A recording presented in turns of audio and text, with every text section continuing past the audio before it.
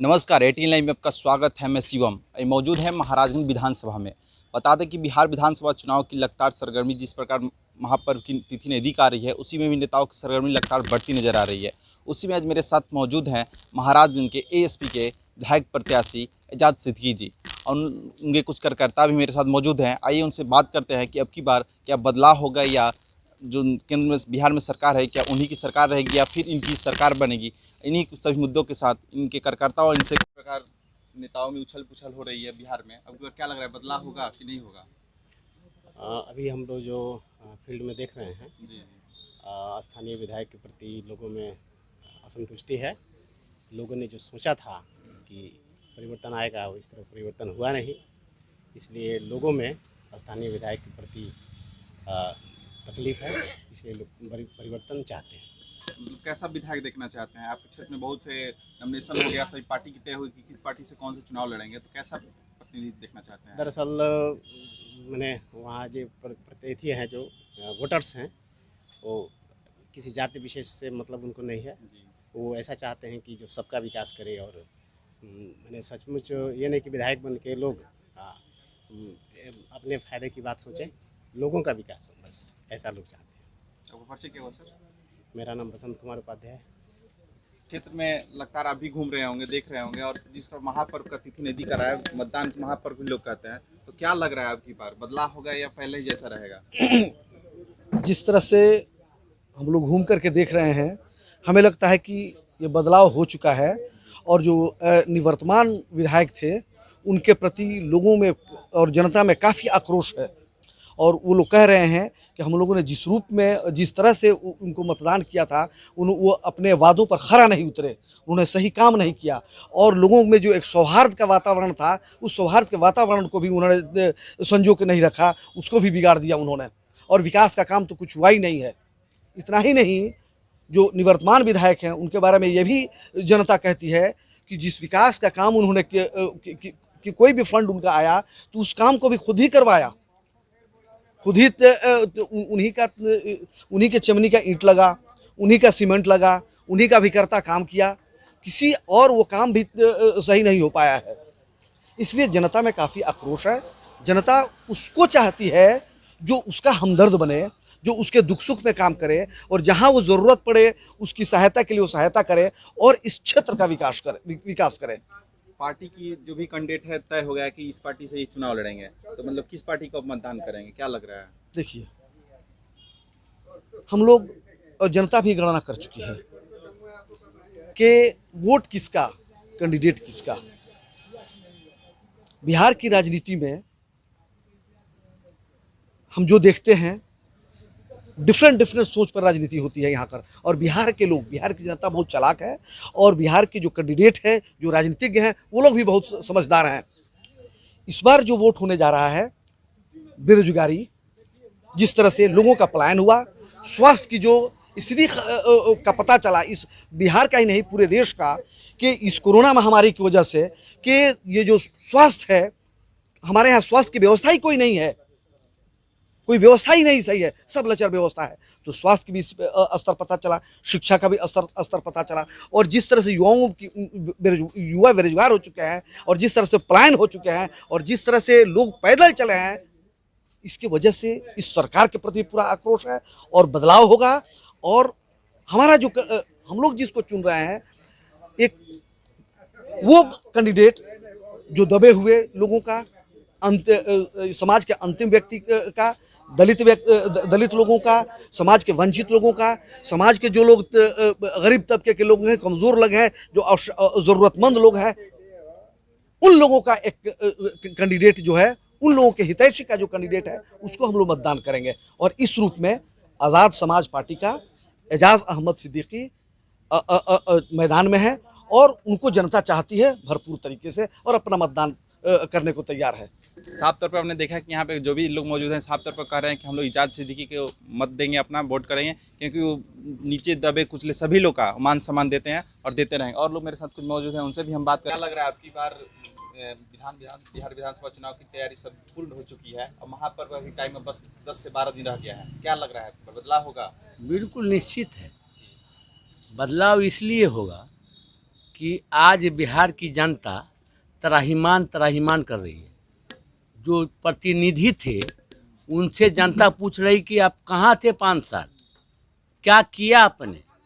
इस बार जो चुनाव बिहार में, सिर्फ हम महाराज की बात नहीं कर रहे हैं, पूरे बिहार की बात कर रहे हैं कि पूरी बिहार की जनता इस बार लठ लेके खड़ी है कि इस बार सबक सिखाएंगे।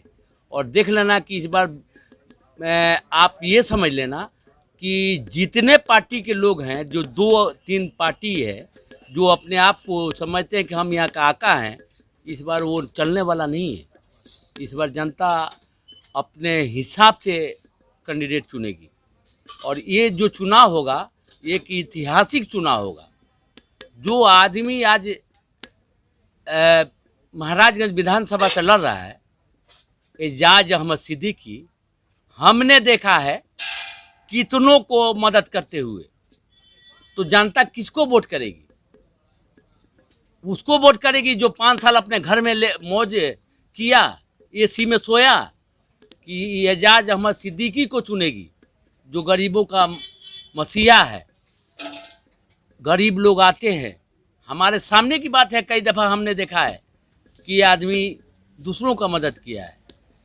तो इसलिए इस बार ये निश्चित है कि एजाज अहमद सिद्दीकी इस बार जीत के जाएंगे। एकदम लग रहा है कि बदलाव होके रहेगा, होके रहेगा, निश्चित है, कोई त्रुटि नहीं है, एकदम बदलाव होके रहेगा। हाँ, खास तौर पर एजाज अहमद कोई सिद्दीकी कोई टक्कर में भी नहीं है, जी।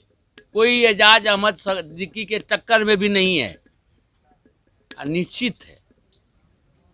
अभी काफी कार्यकर्ता से हमने बात किया, इन साफ तौर पर इन लोगों का कहना है कि हम आपको चुन के भेजेंगे। क्या लग रहा है, आप भी घूम रहे हैं क्षेत्र में, तो क्या लग रहा है आपकी बात? सबसे पहले बहुत शुक्रिया आप लोगों का कि आप लोग आए हमारे पास। देखिए, आप तो देख ही रहे हैं, सुन ही रहे हैं, महाराजगंज में कोई है ही नहीं। अभी आप जाइए चुनाव आयोग के पास, डिटेल लेंगे तो 29 उम्मीदवार यहाँ हुए हैं, नामांकन किए हैं, लेकिन आप लिस्ट निकाल के देखेंगे तो कहीं से कुछ नहीं है। और जो पुराने लोग हैं, नए लोग तो अपना भाग्य आजमा रहे हैं। हम लोग एक मिशन वाले लोग, और हम लोग मिशन पे काम करते हैं, और मिशन हमारा यही है कि महाराजगंज के बदलाव। क्योंकि जब चुनाव लड़ने की तैयारी हम करने जा रहे थे तो 243 सीटों का हमने भ्रमण किया लगभग, और मेरा मिशन ये था कि जो विधानसभा सबसे बुरा हाल में होगा उसी पे हम लड़ाई लड़ेंगे।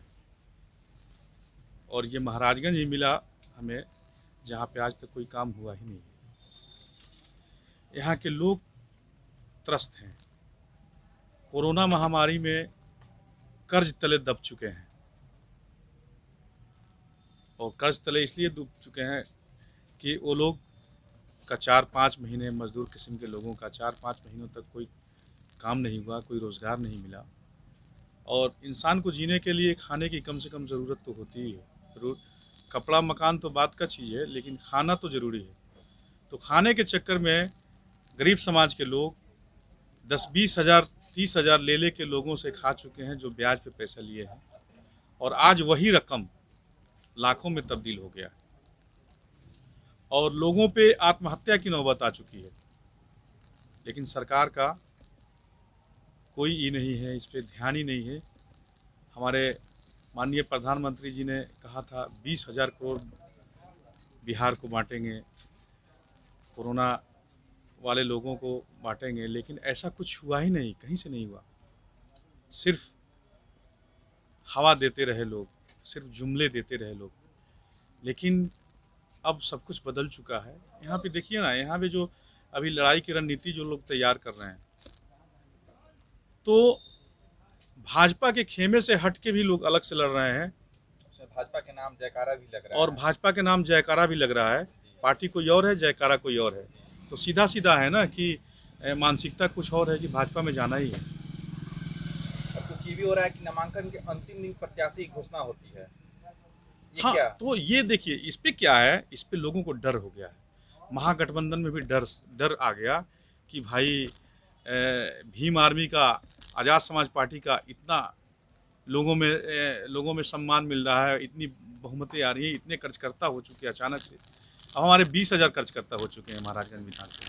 लोगों में घबराहट पैदा हो गई। अब ये लोग छोटे छोटे लोगों को खड़ा कर रहे हैं। हमारे समाज से भी लोगों को खड़ा किया जा रहा है निर्दलीय कि चलो कुछ काटेगा, और हमारे दलित समाज से भी लोगों को खड़ा किया जा रहा है कि कुछ काटेगा। तो ये बुरे मानसिकता के साथ वो लोग आ रहे हैं, लेकिन जनता सुनने वाली नहीं है। और घबराहट में आखिर में पैरासूट से आए हैं महागठबंधन के जो प्रत्याशी हैं। अब देखते हैं कि पैरासूट को कौन एक्सेप्ट करता है, पैरासूट के आने वाले लोगों को। तो ये माहौल है। अब जो स्थानीय विधायक रह चुके थे उनकी हालात को तो आप लोग जानते ही हैं। उन्होंने 65 सड़कें की नहीं बल्कि बात कीजिए तो पूरे बिहार में चुनाव के आने के 1 महीना पहले क्यों शिलान्यास किया जा रहा था। वही हम उसी पे हम आ रहे हैं कि हमारे महाराजगंज विधानसभा में लगभग 65 सड़क सिर्फ शिलान्यास किया गया है और एक पत्थर भी नहीं रखा गया है। और जनता एक सड़क का 3-3 बार शिलान्यास भी किया जा रहा है। अब हम महाराजगंज अनुमंडल की बात बता रहे हैं। हम बता रहे हैं आपको महाराजगंज अनुमंडल की क्या, महाराजगंज टाउन की बात कर रहे हैं। माननीय सांसद श्री जनार्दन सिंह सिग्रीवाल कह रहे हैं कि ये मेरे तरफ से है, मेरे फंड से है, और विधायक जी कह रहे हैं नहीं ये मेरे अनुशंसा से है।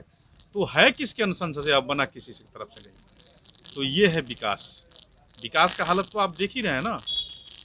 अभी बाढ़ का ही आप ले लें तो ये बाढ़ कोई ऐसा नहीं है कि ऊपर वाले ने भेज दिया कि जाओ तुम बिहार में ही जाना, दूसरे जगह मत जाना। उसके लिए टीम होती है, टीम को गठन किया जाता है, उसके लिए काम किया जाता है। गांव में खेतों में नहरी आप पीसीसी करा रहे हैं, कम से कम उस बांध को पीसीसी कराते तो ये साल में एक दफ़ा आ ही जाता है। तो ये सिर्फ राजनीतिक है कि लोगों को दहलवा दो, जो थोड़ा सा पनप रहे हैं उसको दहलवा दो, औकात में ला दो, फिर थोड़ा सा प्रोत्साहन राशि दे दो। उसमें से भी 10% को मिलता है, 90% को नहीं मिलता है। तो ये टोटली मतलब समझ लीजिए बेवकूफ़ बनाया जा रहा है जनता को। अब जनता जाग चुकी है, जनता अब जाग चुकी है। जात पात की कोई बात ही नहीं है कहीं, सिर्फ हम गरीबों की लड़ाई लड़ रहे हैं और लड़ते रहे।